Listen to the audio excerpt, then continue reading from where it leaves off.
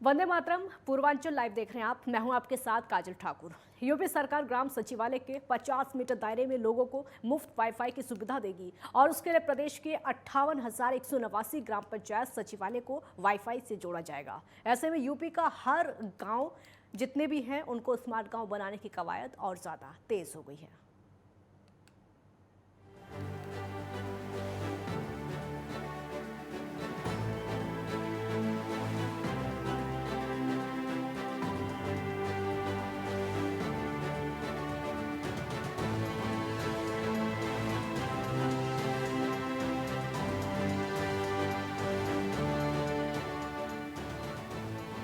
योगी 2.0 की सरकार बनने के बाद मुख्यमंत्री योगी आदित्यनाथ सबका साथ सबका विकास के नारे को आगे बढ़ाते हुए उत्तर प्रदेश के गांव के विकास को लेकर एक से बढ़कर एक फैसले ले रही हैं। तभी तो सीएम योगी आदित्यनाथ ने यूपी के गांव के पंचायतों को हाई स्पीड इंटरनेट कनेक्टिविटी से जोड़ने का फैसला कर लिया है। हर एक गांव को स्मार्ट गांव बनाने की संकल्पना को साकार करने की दिशा में योगी सरकार ने एक महत्वपूर्ण कदम उठाते हुए ग्राम पंचायत के ग्राम सचिवालय कार्यालय में हाई स्पीड इंटरनेट कनेक्टिविटी उपलब्ध कराने का निर्णय लिया है। दरअसल योगी सरकार ने ग्राम सचिवालय कार्यालय में हाई स्पीड इंटरनेट कनेक्टिविटी देने के साथ साथ ग्राम सचिवालय भवन के 50 मीटर के दायरे में ग्रामीणों को फ्री वाईफाई भी देने का फैसला कर लिया है और इस संबंध में अपर मुख्य सचिव पंचायती राज मनोज कुमार सिंह ने आवश्यक दिशा निर्देश जारी किए हैं। आपको ये भी बताएं कि यूपी की सभी 58,189 ग्राम पंचायतों में ग्राम सचिवालय की स्थापना की कार्रवाई चल रही है। ग्राम पंचायत कार्यालय को ग्राम सचिवालय के नए नाम से स्थापित किया जा रहा है और इसके अलावा गांव की जनता को विभिन्न विभागों से आवश्यक दस्तावेज, अभिलेख ग्राम सचिवालय में पंचायत सहायक, कॉमन सर्विस सेंटर के माध्यम से उपलब्ध कराने की व्यवस्था भी बनाई जा रही है। वहीं योगी सरकार की ये भी मान्यता रही है कि ग्राम पंचायतों में ग्रामीण जनता की क्षमता का पूरा विकास और नई आर्थिक गतिविधियों को बढ़ावा देने के लिए भरोसेमंद इंटरनेट कनेक्टिविटी बेहद आवश्यक है, जिसके लिए उत्तर प्रदेश में ग्राम पंचायत और ग्राम सचिवालय को इंटरनेट की सुविधाएं मिलेंगी और इसको लेकर मुख्यमंत्री योगी आदित्यनाथ के आदेश के बाद सरकारी आदेश भी जारी कर दिया गया है, जिसके लिए अपर मुख्य सचिव मनोज कुमार सिंह ने उत्तर प्रदेश के पंचायती राज के निदेशक को आदेश की कॉपी भी भेजी है। बहरहाल योगी 2.0 सरकार के लिए एक और उपलब्धि जुड़ गई है। जब उत्तर प्रदेश के हर एक गांव में इंटरनेट की सुविधा और फ्री वाईफाई की सुविधाएं मिलने लगेंगी, तब पंचायत कार्यालयों में भी इंटरनेट की मदद से जल्द गांव के मामलों का निपटारा भी किया जा सकेगा। Bureau report, network 10। श्रावस्ती में आज संयुक्त रूप से 3 राज्य मंत्रियों का दौरा था, लेकिन जनपद में सिर्फ एक राजस्व राज्य मंत्री अनूप प्रधान इकोना पहुंचे, जहां पर उन्होंने पीडब्ल्यूडी गेस्ट हाउस पहुंचकर सलामी दी और उसके बाद कटरा स्थित श्रावस्ती एयरपोर्ट का निरीक्षण किया। उसके बाद राज्य मंत्री टरवा महंत गौशाला पहुंचे, जहां पर गायों के रखरखाव और खानपान का जायजा लिया। वहीं राज्य मंत्री प्राथमिक विद्यालय खरगौरा बस्ती पहुंचकर स्कूली बच्चों से रूबरू हुए। माननीय मुख्यमंत्री जी के दिशा निर्देशानुसार प्रत्येक कमिश्नरी पे 3 मंत्रियों का समूह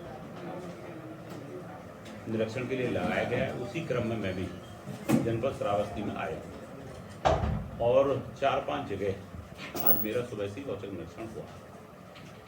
तो गौशाला थी, मेरा वहाँ जाना हुआ, तो वहाँ भी मैं समझता हूँ कि सारी चीज़ें जो मुझे मिलनी चाहिए थी, कुछ कमियाँ थी, तो उनके बारे में हमने दिशा निर्देश भी दिए हैं।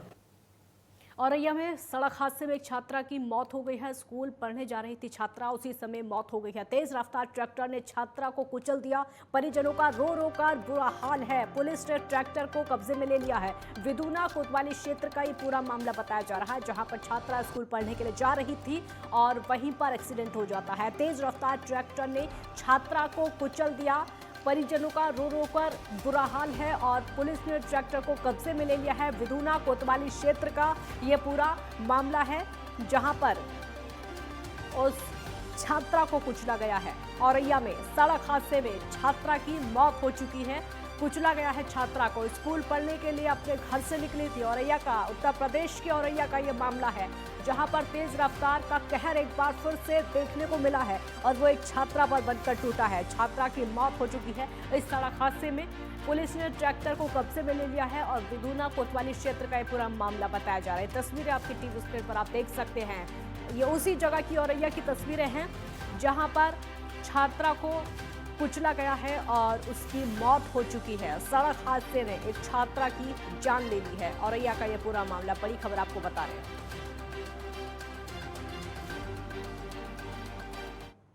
श्रावस्ती में भीषण सड़क हादसा, बारातियों से भरी बोलेरो पलटी है और घटनास्थल पर ही एक बाराती की मौत हो चुकी है। आधा दर्जन लोग गंभीर रूप से घायल बताए जा रहे हैं। 4 लोगों की स्थिति नाजुक बताई जा रही है। ट्रॉमा सेंटर उनको रेफर किया गया है। श्रावस्ती में भीषण सड़क हादसा देखने को मिला है, जहां पर बारातियों से भरी हुई बोलेरो अनियंत्रित होकर अचानक पलट गई।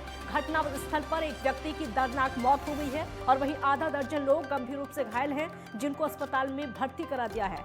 4 लोगों की स्थिति को देखते हुए, नाजुक स्थिति को देखते हुए उनको ट्रॉमा सेंटर भेजा गया है। घटना श्रावस्ती जिले के थाना गिलोला के दंदोली गांव की है, जहां पर रावलगंज नेजभाट जा रही बारात में से एक बोलेरो अचानक अनियंत्रित होकर पलट गई, जिसमें बैठे तकरीबन 7 लोग गंभीर रूप से घायल हो गए हैं। मौके पर एक व्यक्ति की दर्दनाक मौत हो चुकी है और बताया जा रहा है कि 4 लोगों की हालत नाजुक है।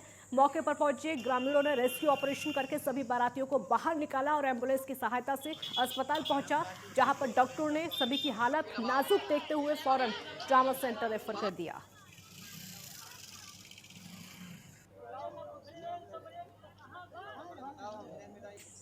रवालगंज बारात के लिए हम लोग जा रहे थे। और ये गाड़ी ड्राइवर दारू पी करके और इसने गाड़ी पलट दिया। 7 लोग जख्मी हो गए हैं और एक लोग तो दर पे तुरंत खत्म हो गया है और एक बहुत ज्यादा सीरियस में लड़की है, वो भी उसका कोई बचने का संभव।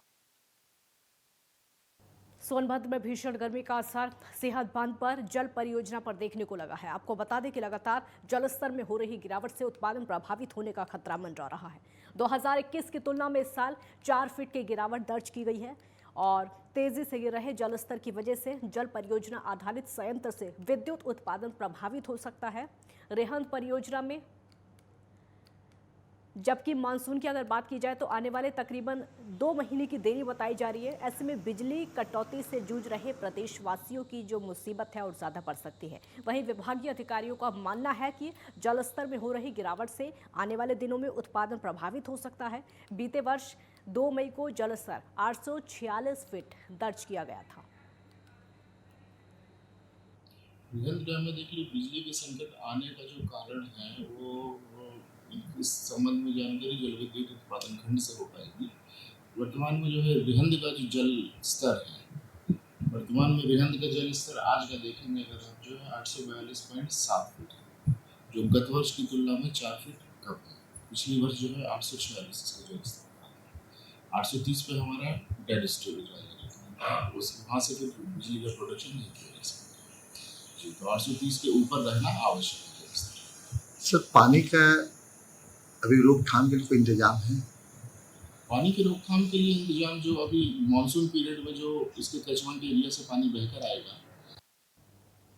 पीलीभीत की पूरनपुर कोतवाली क्षेत्र के ग्राम सवलपुर खास की रहने वाली महिला पर उसके पति ने वार कर दिया है और बताया जा रहा है कि दोनों के बीच में कुछ विवाद हो गया था। इसी के चलते पति ने पहले तो महिला से मारपिटाई की, उसके बाद गले और हाथों पर धारदार हथियार से वार करके उसको घायल कर दिया और मौके से फरार हो गया है। आनंद फानन में महिला को पूरनपुर के सामुदायिक स्वास्थ्य केंद्र में भर्ती कराया गया, जहां डॉक्टर्स ने प्राथमिक उपचार के बाद महिला को जिला अस्पताल के लिए रेफर कर दिया।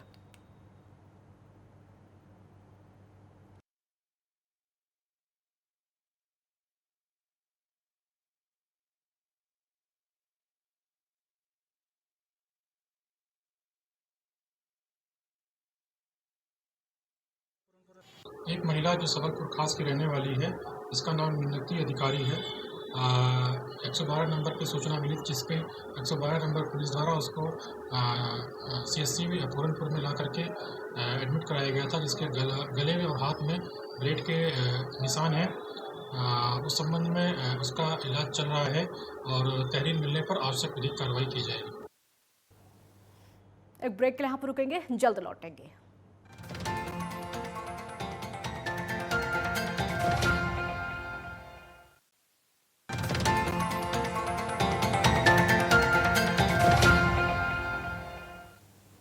ब्रेक के बाद एक बार फिर स्वागत है आपका। औरैया जिले में रोड एक्सीडेंट में मौतों का सिलसिला थमने का नाम नहीं ले रहा है। विधुनो कोतवाली क्षेत्र में अपने घर से स्कूल पढ़ने जा रही कक्षा 7 की छात्रा को तेज रफ्तार ट्रैक्टर ने कुचल दिया, जिससे छात्रा की घटनास्थल पर ही दर्दनाक मौत हो गई। और वहीं इस घटना के बाद परिजनों का रो रो कर बुरा हाल है। इस मामले में पुलिस ने ट्रैक्टर को कब्जे में लेकर जांच शुरू कर दी है।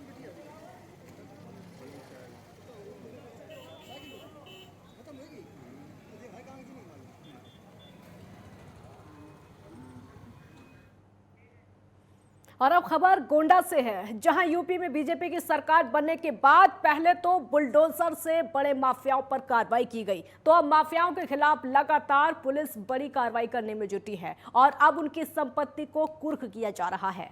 मनकापुर थाना क्षेत्र के शराब माफिया अश्विनी जायसवाल के अपराध के बल पर अर्जित की गई 35 लाख की अवैध संपत्ति को कुर्क किया गया है। इस दौरान मनकापुर पुलिस के साथ उप जिलाधिकारी और क्षेत्राधिकारी मनकापुर मौजूद रहे। पुलिस की इस कार्रवाई से माफियाओं में हड़कंप मचा है। श्रीमान गोंडा महोदय के निर्देशन में अपराधों की रोकथाम व अपराधियों के विरुद्ध चलाए जा रहे अभियान में आज दिनांक 5 मई 2022 को श्रीमान जिलाधिकारी गोंडा महोदय के आदेश के उपरांत शराब के व्यापार में लिप्त अश्विनी जायसवाल द्वारा अपराध से अर्जित संपत्ति को धारा 14(1) गैंगस्टर अधिनियम के अंतर्गत, जो कि उसके द्वारा मनकापुर थाना अंतर्गत कीलखाना बाजार के पास मकान व दुकान बनाकर अर्जी की गई थी, उसे कुर्क किया गया है। जनपद गोंडा में इसी प्रकार से अन्य अपराधियों के विरुद्ध भी कार्रवाई की जा रही है। रायबरेली में एक पिता ने ही अपने बेटी की गला रेतकर हत्या कर दी है। मामला ऑनर किलिंग से जुड़ा है। पिता अपनी 18 साल की बेटी के प्रेम प्रसंग को लेकर नाराज था। पुलिस ने आरोपी पिता को गिरफ्तार कर लिया है और ये मामला खुसरूपुर गांव का बताया जा रहा है। थाना गुलबख्शगंज के इंचार्ज को खुसरूपुर गांव के लोगों ने सूचना दी कि यहाँ एक पिता ने अपनी बेटी की हत्या कर दी है। इस पर तत्काल इंस्पेक्टर गुलबख्शगंज और फॉरेंसिक की टीम यहाँ मौके पर पहुंची और घटनास्थल के निरीक्षण के उपरांत उन्होंने पाया कि आज सवेरे अपने ही खेत में एक पिता ने, जिसका नाम विजय है और ये खुसरूपुर का रहने वाला है, उसने अपनी बेटी की हत्या कर दी है। इंस्पेक्टर गुलबख्शगंज ने तत्काल अभियोग पंजीकृत किया है और जो अभियुक्त हैं, जो मृतका का पिता है, उसको गिरफ्तार कर लिया है और शव को पंचायतनामा के बाद। आईजी जोन लक्ष्मी सिंह आज एक दिवसीय दौरे पर रायबरेली पहुंचे। यहां पुलिस ऑफिस में उन्हें सलामी दी गई। सलामी के बाद आईजी ने पुलिस ऑफिस के रिकॉर्ड रूम का निरीक्षण करके जिले में अपराध नियंत्रण और महिला शक्ति कार्यक्रम के तहत चलाए जा रहे कार्यक्रम की प्रगति देखी।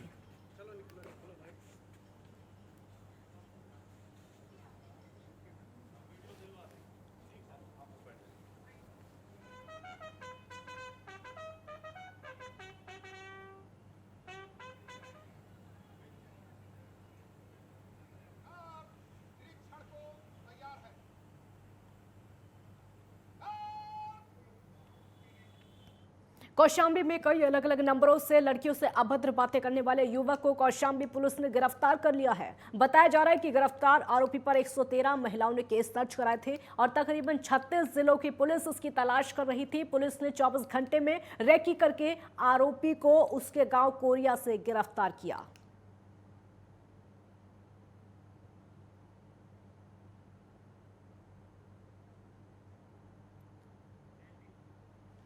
महिलाओं से अश्लील बातें करता था। ये वही आरोपी 113 महिलाओं ने केस दर्ज कराया था इसके खिलाफ और 36 जिलों की पुलिस इस आरोपी की तलाश कर रही थी। कोरिया से आरोपी की गिरफ्तारी हो चुकी है। उत्तर प्रदेश के कौशाम्बी का पूरा मामला है।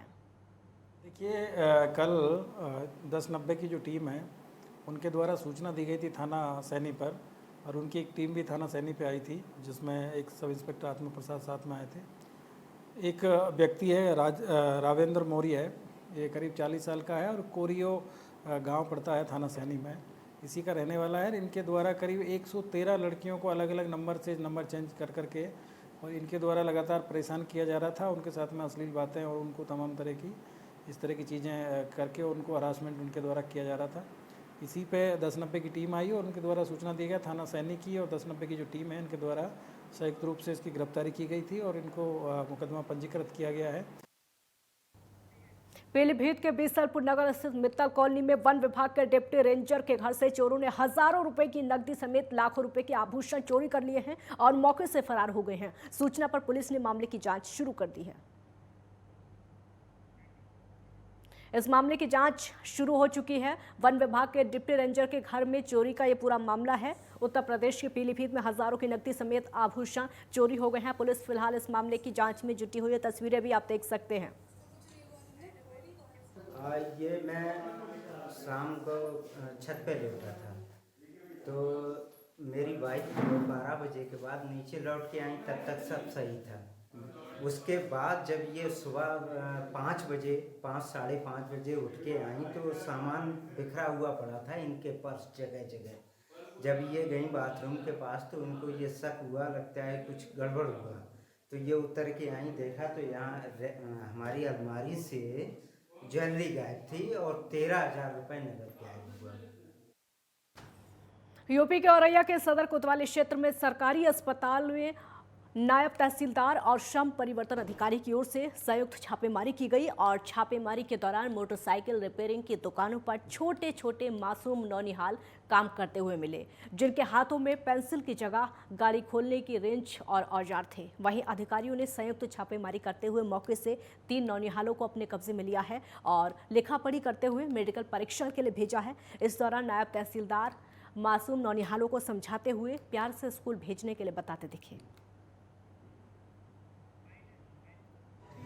3 बच्चे अभी हम लोग ने पकड़े हैं। अभी अभियान पूरे औरैया तहसील में चलने वाला है। इनको फिर उसके बाद हम लोग CWC ले जाएंगे। कपूर में इनकी एक्सरे कराई जाएगी, उम्र का इनका प्रमाण पत्र दिया जाएगा। उसके बाद इनको चाइल्ड वेलफेयर कमेटी के सामने प्रस्तुत करा जाएगा। फिर उसके बाद नियोजक के खिलाफ कार्रवाई की जाएगी।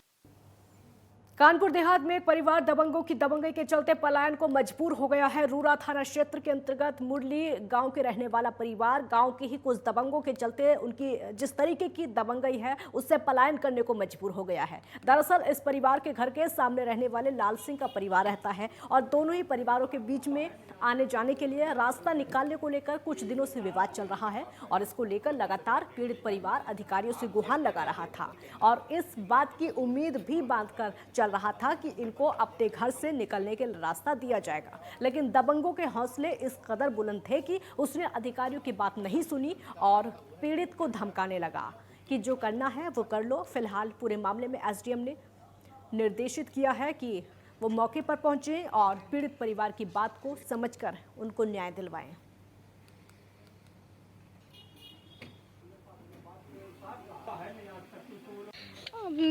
हमारे रास्ते से हम जहाँ से निकलते हैं वहाँ पे खरंजे पे पिलर बना दिया है। हम लोग वहीं से आते जाते थे, गाड़ियाँ निकलती थी। कहते हैं निकलने नहीं देंगे, यहाँ से हम पिलर बना देंगे। लाल सिंह के लड़के हैं, उनके लड़के 3 हैं, पिंटू, दीपू, राजू। बहुत दबंग है। उनके ऊपर एक 2-452 लगी हुई है। एक मर्डर केस है। उन्होंने अपने नौकर को मार दिया था। शाम को मारा था, रात को बोरे में भर के नदी में फेंक दिया था। आज तक हमको यही धमकी देते हैं कि अगर आप लोग यहाँ से निकलोगे तो हम आपको मार देंगे जान से, आपको नहीं रहने देंगे। अभी यहाँ पे वो आए, उनसे पूरी जानकारी ली और मैंने SDM साहब से भी जानकारी ली। वास्तव में मामला है ये आबादी के क्षेत्र का, ठीक, आबादी का प्रकरण है। आबादी के अंदर इनका जो SDM साहब ने बताया है कि वहाँ से आने जाने इनकी गाड़ियाँ वाड़ियाँ निकलने को लेकर के इनका कहना है कि यहाँ पे अगर कोई निर्माण हो जाएगा हमारी गाड़ी नहीं निकलेगी। अभी हमने एसडीएम साहब को निर्देशित किया है कि मौके पर जा करके स्वयं जाएं वहाँ पर और इस बात को देखें आबादी के परिक्षेत्र में विधिक रूप से क्या कार्यवाही हो सकती है और इस समस्या का समाधान वहाँ पर कराएं। जालौन के एसबीआई जालौन शाखा में टप्पेबाजी की घटना हुई है। दरअसल खेत में खरीदने के लिए बैंक से रुपए निकालने गए किसान के साथ 10 लाख रुपए की टप्पेबाजी की घटना की गई है। फिलहाल पुलिस सीसीटीवी के आधार पर मामले की जांच में जुटी हुई है।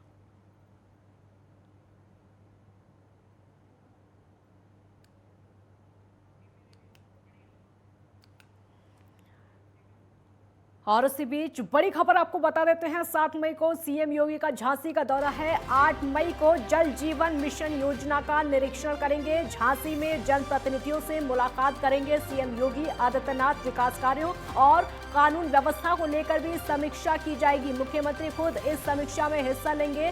बड़ा अहम ये दौरा है झांसी का। सीएम योगी आदित्यनाथ 7 मई को झांसी आएंगे। झांसी में वो जनप्रतिनिधियों से मुलाकात करेंगे, साथ ही विकास कार्यों और कानून व्यवस्था को लेकर भी समीक्षा बैठक करेंगे। इसके साथ ही 8 मई को पीताम्बरा पीठ के दर्शन भी करेंगे। 7 मई का ये अहम दौरा मुख्यमंत्री उत्तर प्रदेश के मुख्यमंत्री योगी आदित्यनाथ का और फिर गुलारा पहुंचकर गुलारा ग्राम समूह पेयजल योजना का स्थलीय निरीक्षण भी करेंगे सीएम योगी आदित्यनाथ।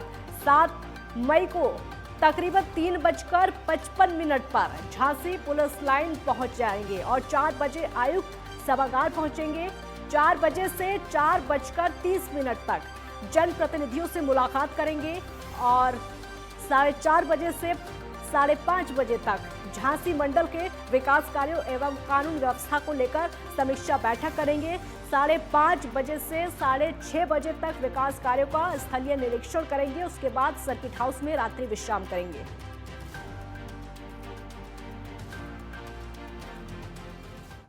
इसी के साथ पूर्वांचल लाइव में फिलहाल इतना ही। आप देखते रहिए नेटवर्क 10। जय हिंद।